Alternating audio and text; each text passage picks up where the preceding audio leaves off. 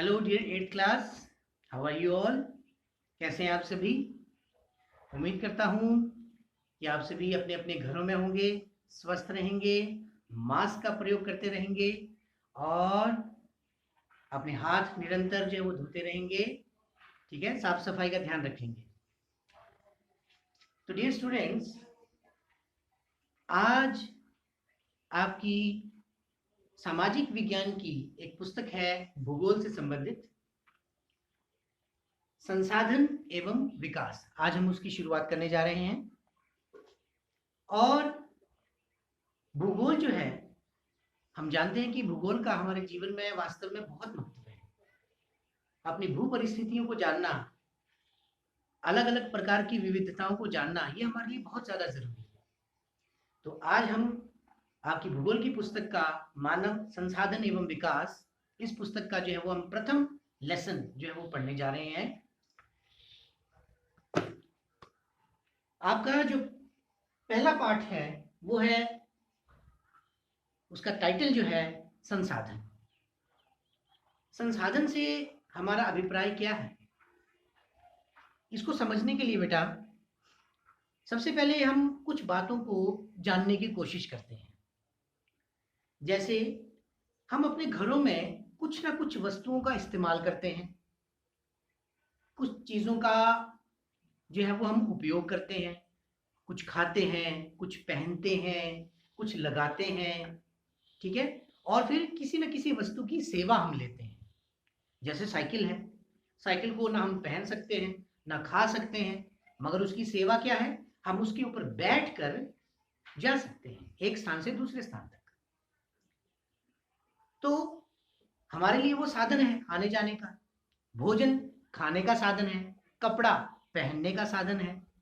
ठीक है, तो इसी प्रकार से साधन के साथ एक छोटा सा शब्द जुड़ा हुआ है, संसाधन। तो संसाधन से हमारा अभिप्राय क्या है? संसाधन से हमारा अभिप्राय वास्तव में है किसी वस्तु की उपयोगिता। उपयोगिता से मतलब किसी भी वस्तु का हमारे जीवन में क्या महत्व है, क्या उपयोग है, तभी हम उस वस्तु का इस्तेमाल करते हैं।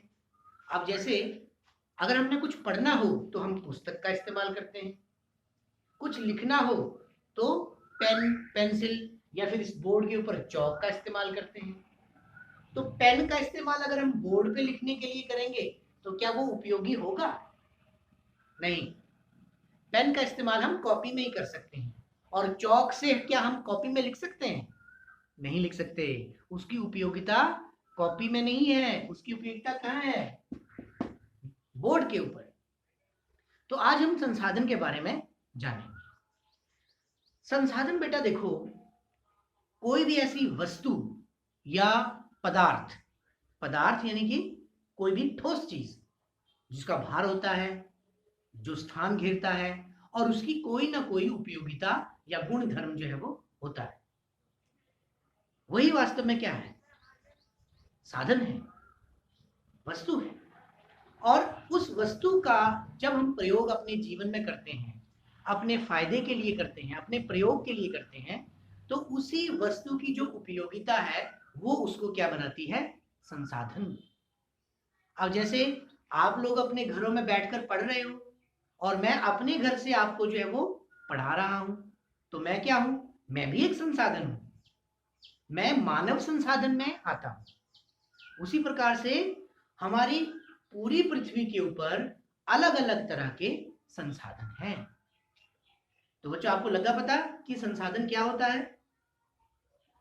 ठीक है, संसाधन यानी कोई ऐसी वस्तु या पदार्थ जो मनुष्य या फिर कोई जीव अपने उपयोग के लिए, अपने महत्व के लिए जो है वो उसका प्रयोग करता है, और उसकी उपयोगिता ही जो है वो उसको उसका संसाधन बनाती है। अब हम देखेंगे संसाधन जो है वो दो प्रकार के हैं। कौन कौन से? पहला देखिएगा प्राकृतिक संसाधन, और दूसरा मानवीकृत संसाधन। शब्द प्राकृतिक से तो आप समझते हो, प्राकृतिक यानी प्रकृति से जुड़ा हुआ, प्रकृति से निर्मित। प्रकृति यानी कि हमारी जो ये पृथ्वी है, आकाश है, वनस्पति है, ये सब प्राकृतिक रूप से जो है वो हमें मिला हुआ है, ये हमने नहीं बनाया है, ये कुदरती अपने आप ही जो है वो ये चीजें बनी हुई हैं अनंत काल से, जिनकी हिस्ट्री, जिनका इतिहास हम लोग जानने की कोशिश करते हैं। तो आप देख रहे हैं कि पहले प्रकार का जो संसाधन है वो है प्राकृतिक संसाधन, जो कि आगे फिर से दो भागों में बंटा हुआ है। पहला नवीकरणीय प्राकृतिक संसाधन और दूसरा अनवीकरणीय प्राकृतिक संसाधन। तो नवीकरणीय प्राकृतिक संसाधन कौन से होते हैं बेटा? देखो बेटा, सर्दियों में हम धूप का इस्तेमाल करते हैं। इस्तेमाल करने का मतलब क्या हुआ? उसको हम ग्रहण करते हैं अपनी गर्माहट के लिए। अपने आप को जो है वो हम धूप में बैठकर अपने शरीर को जो है वो क्या देते हैं, सेकते हैं, अपने शरीर को धूप सेकते हैं। छाया का आनंद लेते हैं गर्मियों में। और जो प्राकृतिक रूप से हवा, पवन चलती है, वो पवन जो है वो हमारे लिए प्राणवायु है। उसमें कई तरह की गैसें मिली हुई हैं, लेकिन क्या वो गैसें हमने बनाई है? नहीं, वो प्राकृतिक रूप से इस प्रकृति में जो है वो पहले से ही विद्यमान है। तो अब आप देखेंगे कि जो हमारे प्राकृतिक संसाधन हैं, प्राकृतिक संसाधनों में कुछ संसाधन ऐसे हैं जो नवीकरणीय हैं। नवीकरणीय मतलब क्या हुआ? जिनको दोबारा से कुदरत फिर दोबारा से तैयार कर देती है, जिनका हम एक बार प्रयोग करते हैं और प्रयोग करने के बाद वो चीजें फिर दोबारा से कुछ समय के बाद जो है वो तैयार हो जाती है। ठीक है, तो वो कौन सा साधन हुआ हमारा प्राकृतिक संसाधन? नवीकरणीय, रिसाइक्लेबल। यानी कि जैसे इसमें है जल, पहला है जल, पानी। देखो बेटा, पानी का हम, अब आप सोचेंगे कि पानी को दोबारा कैसे बनाया जा सकता है? अरे बेटा, पानी बनता नहीं है, हम उसको नहीं बना सकते। लेकिन आपने देखा होगा, जैसे किसी बर्तन में हम पानी को जो है वो उबालते हैं, तो उसके ढक्कन के ऊपर कुछ बूंदें जो है वो जम जाती हैं, अपने आप कैसे लग जाती हैं? पानी जो है वो भाप बनता है, भाप ऊपर की तरफ को उड़ती है और फिर दोबारा से वो जब उस ढक्कन के साथ टकराकर फिर दोबारा से बूंदों का रूप जो है वो ले लेती है। ठीक है, तो कहने का मतलब क्या है? पानी से बनी भाप, भाप से फिर बना पानी। ये क्या है? ये साइकिल चलता रहता है, इसको कहते हैं रिसाइक्लेबल। लेकिन यहां पर रिसाइक्लेबल का मतलब कुछ और गहरा है। वो ये कि बेटा, हम पानी का इस्तेमाल करते हैं कई रूपों में, कपड़ा धोने के लिए, भोजन पकाने के लिए, पीने के लिए, नहाने के लिए, अलग अलग तरह से हम इस्तेमाल करते हैं। इवन कि जैसे अपने घरों का जब हम इस्तेमाल करते हैं, तो जो भी कंक्रीट का जो मटेरियल बनाया जाता है उसमें भी जो है वो पानी का प्रयोग होता है। लेकिन आप ये बात देखें कि कुछ समय के बाद जो है, या जब भी हम कोई ऐसी क्रिया करते हैं, नहाते हैं, कपड़ा धोते हैं, उसके बाद वो पानी जो है वो दूषित हो जाता है, मैला हो जाता है। मगर वही पानी जो है वो बहकर फिर दोबारा से पृथ्वी के अंदर जो है वो चला जाता है। और इस पृथ्वी की जो अलग अलग परतें हैं, वो परतें जो है वो क्या करती हैं? उस पानी को क्या कर देती हैं? उस पानी को छान देती है और स्वच्छ पानी जो है वो फिर दोबारा से नीचे वाटर टेबल में जाके जो है वो मिक्स हो जाता है और फिर भूमिगत जल में जो है वो शामिल हो जाता है। वो भूमिगत जल जो है वो फिर दोबारा से हम बाहर निकाल सकते हैं हैंडपंप के जरिए, ट्यूबवेल के जरिए। वही पानी जो है वो दोबारा से जो है वो बाहर भी आ सकता है। और वही पानी जो है वो कहाँ जाकर मिला हुआ है? उसका स्रोत वास्तव में तालाब, नदी, समंदर, इनसे जो है वो आपस में मिले हुए हैं। तो देखो किस तरीके से जल को हम दूषित भी कर रहे हैं, लेकिन वही जल जो है वो फिर दोबारा से रिसाइकल होकर फिर बारिश बनकर जो है वो हमारे पास जो है वो पहुंच जाता है, छनकर स्वच्छ रूप में जो है वो हमारे पास फिर से पहुंच जाता है। दूसरा प्राकृतिक स्रोत हमारा क्या है? नवीकरणीय सौर ऊर्जा। सौर यानी सूर्य। सूर्य से आने वाली किरणें हमें गर्मी भी देती हैं, इसमें विटामिन डी भी होती है बेटा। अब ऐसा तो नहीं है कि एक दिन हम धूप ले लेंगे तो अगले दिन हमें नहीं मिलेगी, ऐसा नहीं है। सूर्य जो है वो कभी ना खत्म होने वाला एक ऐसा ऊर्जा का स्रोत है जो कि हमारी पृथ्वी के ऊपर वनस्पतियों को, जीव जंतुओं को, मानव जगत को, सबको ऊर्जा देता है। और ये ऊर्जा कभी भी खत्म नहीं होती है। ये ऊर्जा हमें लगातार मिलती रहती है, इसका नवीकरण अपने आप जो है वो लगातार होता रहता है। तो सौर ऊर्जा से जो है वो कई तरह के जो है वो काम करते हैं, ठीक है। सौर जैसे सोलर सिस्टम है, सोलर सिस्टम में भी जो है वो क्या है, सोलर सिस्टम में जो है वो हम सौर ऊर्जा को विद्युत ऊर्जा में बदलते हैं और वो विद्युत ऊर्जा हम जो है वो अपने घरों में इस्तेमाल करते हैं। अगले दिन जो है वो वही बैटरी अगर एग्जॉस्ट हो जाती है तो फिर क्या होता है, फिर हम दोबारा अगले दिन उसको जो है वो सूर्य की रोशनी में चार्ज करते हैं। सोलर कुकर भी जो है वो इसका एक उदाहरण है। गैस जो है वो बर्बाद होने से बच जाती है और सूर्य की जो ऊर्जा है वो भोजन पकाने के काम आ जाती है। तो है ना ये नवीकरण का स्रोत, बहुत बढ़िया। अब तीसरा जो है वो है हमारे वन, जंगल। अब जंगल जो है वो कैसे ऊर्जा का स्रोत है, सॉरी रिसाइकलिंग का स्रोत कैसे है।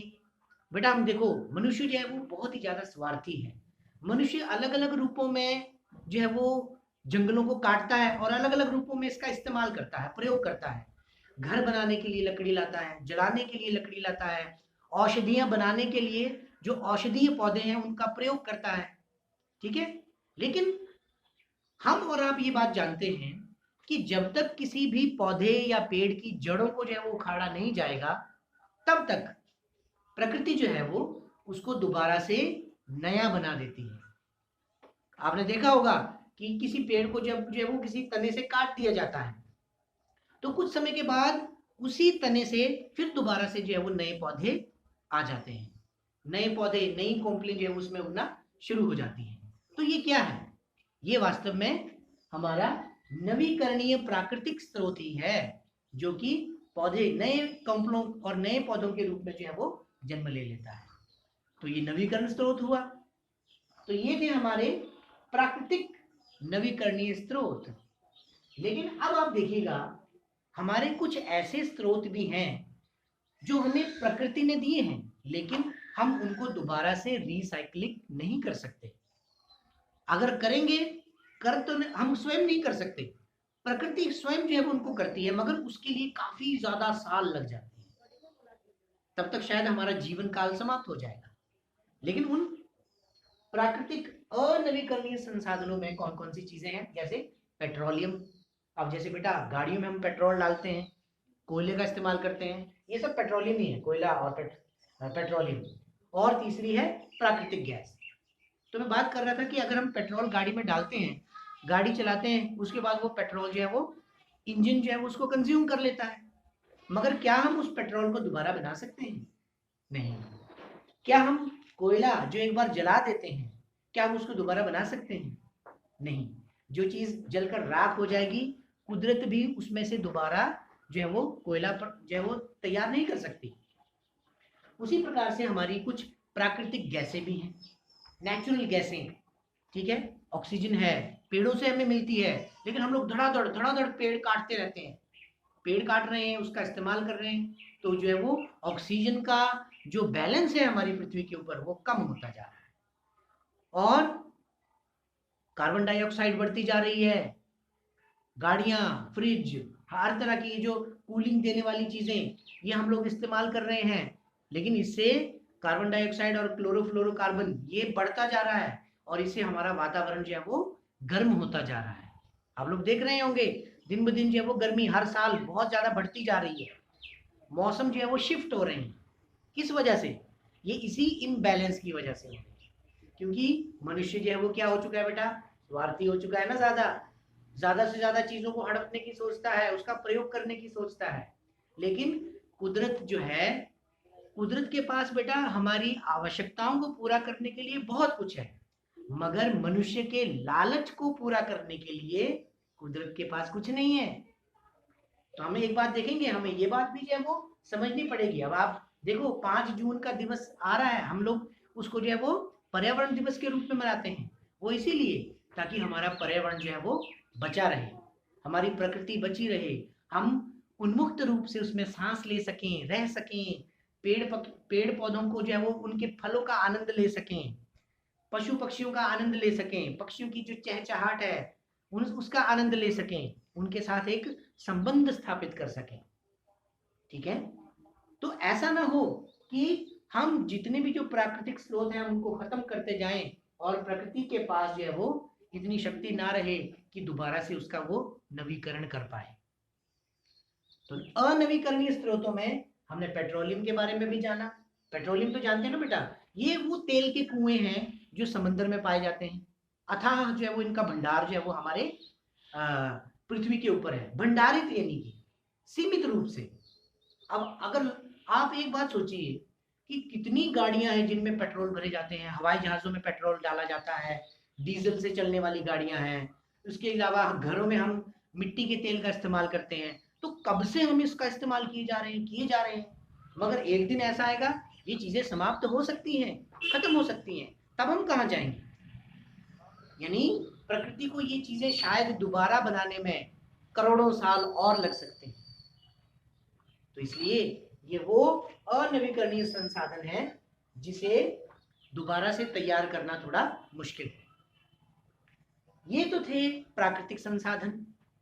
अब दूसरे किस्म का संसाधन जो हम जानना चाह रहे हैं वो है मानवीकृत संसाधन।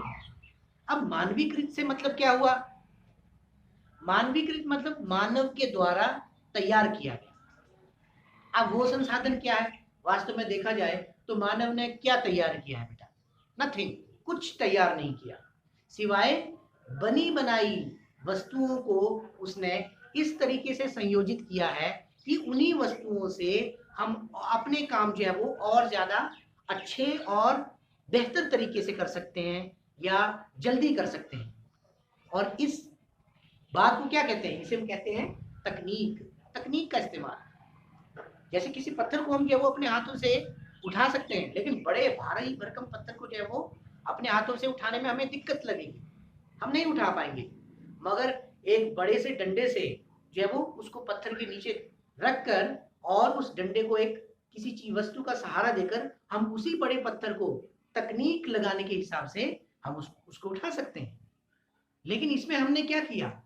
इसमें हमने थोड़ा सा अपनी बुद्धिमत्ता का प्रयोग किया। तकनीक वास्तव में है ही बुद्धिमत्ता, बुद्धि का सही रूप से प्रयोग। मगर प्रयोग किन के ऊपर होगा? उन्हीं वस्तुओं के ऊपर जो हमें प्रकृति ने दी हुई है। मानव के पास सिर्फ और सिर्फ क्या है? तकनीक। उसके पास अपना बनाया हुआ कुछ भी नहीं है जिसे ना तो वो नवीकृत कर सकता है, दोबारा बना सकता है। कुछ एक ऐसी वस्तुएं हैं जिनका प्रयोग हम करते हैं और करने के बाद उनको जो है वो हम क्या, जैसे हमारा कागज है बेटा, कागज का इस्तेमाल हम लिखने के लिए करते हैं, मगर उसको हम दोबारा से रिसाइकिल कर सकते हैं। मनुष्य जो भी चीज बनाएगा उसको दोबारा से रिसाइकिल किया जा सकता है, ठीक है। लेकिन कोई भी जो चीज रिसाइकलेबल होगी वो हमें कहां से मिलेगी? वो तो कुदरत से ही मिलेगी। तो ये हमारे मानवीकृत संसाधनों में तकनीक जो है एक ऐसा संसाधन है जो कि मानव के द्वारा तैयार किया गया है। लेकिन आपकी पुस्तक में कुछ बातें और भी दी गई हैं, ठीक है, जो कि आपके पहले चैप्टर में समाहित है।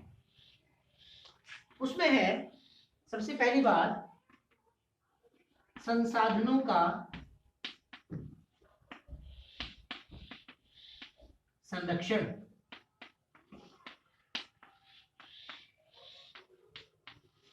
और दूसरा है संसाधनों का विकास, ठीक है। संसाधनों का संरक्षण से हमारा मतलब क्या है? देखो शब्द से पता चल रहा है। संरक्षण यानी रक्षा करना, बचा के रखना। जब हम वस्तुओं का प्रयोग करते हैं, संसाधनों का उपयोग करते हैं, तो हमें जब हम उन संसाधनों का उपयोग जो है वो इस तरीके से करते हैं ताकि हम उस वस्तु का उपयोग आने वाले आगे भविष्य में या आगे आने वाले समय में भी जो है वो कर सकें, तो उसे हम क्या कहते हैं? संसाधनों का संरक्षण। अब एक छोटा सा उदाहरण है बेटा, हम लोग पैसा कमाते हैं। जैसे आप कहीं किसी नौकरी पे लगे हैं और आपको जो है वो सैलरी मिलती है, तो क्या सैलरी आप पूरी की पूरी जो है वो उड़ा देते हैं? ऐसा नहीं है। हम क्या करते हैं? उसका कुछ अंश जो है वो बैंक में जमा कर देते हैं या पोस्ट ऑफिस में जमा कर देते हैं। यानी हमने क्या किया? हमने उस सैलरी का संरक्षण किया ताकि आगे आने वाले समय में हम उसको जो है वो क्या कर सके, प्रयोग कर सके। उसी प्रकार जो हमारे संसाधन है, उन संसाधनों का संरक्षण भी जो है वो बहुत ज्यादा जरूरी है। अब जैसे बेटा इसका एक डिफरेंस हम देखते हैं। मुझे याद आ रहा है, मेरे दादाजी कहा करते थे कि बेटा हमारे जमाने में हम लोग खूब खेला करते थे। जो फैसिलिटीज हमारे पास है, जैसे आजकल मोबाइल फैसिलिटीज हैं, इसके अलावा गाड़ियां हैं, उसके अलावा दुकानों में जो भी नई चीजें, जो खाने पैकेट बंद चीजें जो हम लोग खाते हैं, ये हैं, उनके समय में ये चीजें नहीं हुआ करती थी। तो वो क्या करते थे, अगर मान लो वो बाजार जाते थे कभी, तो कोई वस्तु खरीद कर वो लाते थे, तो वो उसको एक ही बार समाप्त नहीं कर देते थे, उसको बचा रखते थे, ताकि उस चीज का प्रयोग जो है वो लंबे समय तक के लिए किया जा सके। इसी को संरक्षण कहते हैं। अनाज जो कि बड़े बड़े जिसको हम कहते हैं ये जो अपनी लकड़ी से बनी हुई जो बड़े बड़े, जिसको हम कहते हैं ना, वो बड़े, अब देसी भाषा का तो मुझे पता नहीं, वो बहुत बड़े बड़े से बर्तन ही होते हैं एक प्रकार से, उनमें उनको रखा जाता है। हिमाचल की भाषा, पहाड़ी भाषा में उसको पेड़ू कहते हैं, उसमें उनको डाला जाता था। अनाज जैसे गेहूं है और मक्की है, उसको तो उनके दानों को जो है वो रखा जाता था, और इस तरीके से रखा जाता था ताकि लंबे समय तक उसका संरक्षण जो है वो किया जा सके। तो वो है तो साधन है, खाने का साधन है हमारा, उसका संरक्षण करना बहुत जरूरी है। अन्यथा अगर उसको कीड़ा लग जाए तो वो बर्बाद हो जाएगी और फिर हमें भूखे रहना पड़ेगा।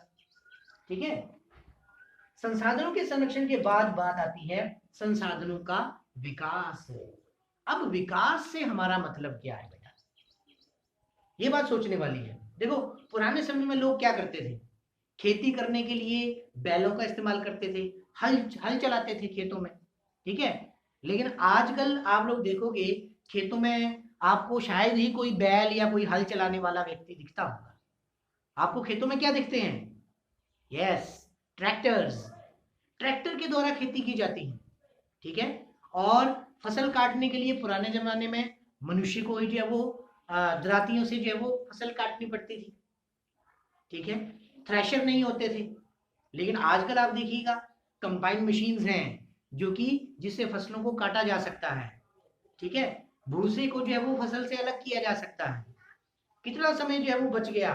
तकनीक ने जो है वो बहुत ज्यादा जो है वो इस बात को जो है वो क्या कर दिया, हमारे लिए आसान कर दिया, कि हमारी मेहनत को कम कर दिया और ज्यादा से ज्यादा आउटपुट जो है वो हम लोग ले रहे हैं। तो संसाधनों का विकास से मतलब क्या है कि मानव के द्वारा बनाई गई जो तकनीक है वो इस तरीके की होनी चाहिए कि जिस चीज से हम उसका प्रयोग कर रहे हैं किसी दूसरे काम के लिए, आगे आने वाले समय में उसी काम को कम से कम समय में और भी ज्यादा बेहतर तरीके से किया जा सके। इसको क्या कहेंगे हम, संसाधनों का विकास। जो हमारे वन है, जो हमारी भूमि है, जो हमारा जल है, ये सारा का सारा जो है वो विकसित होना चाहिए। ऐसा ना हो कि हमारे जल स्रोत जो है वो दूषित हो जाए, समाप्त हो जाए। तो इससे क्या होगा, हमारी पूरी की पूरी कायनात, हमारी जो पृथ्वी है वो खतरे में पड़ सकती है। तो मुझे उम्मीद है बेटा कि ये जो भी आज हमने जो डिस्कशन की है हमारे संसाधनों के बारे में, आपको जो है वो समझ में आया होगा। आपने अपनी पुस्तक में भी इन चीजों को पढ़ना है कि उसमें डिटेल में आपको मिलेगा, और इसके अभ्यास के जो प्रश्न हैं वो आप स्वयं हल कीजिएगा। ठीक है। और पुस्तक को जब आप डिटेल में पढ़ेंगे तो उस डिटेल में पढ़ने पर आपको जो है वो आपके प्रश्नों के हल भी जो है वो मिलेंगे। तो नेक्स्ट चैप्टर हमारा नेक्स्ट टाइम होगा। तो तब तक अलविदा, नमस्कार।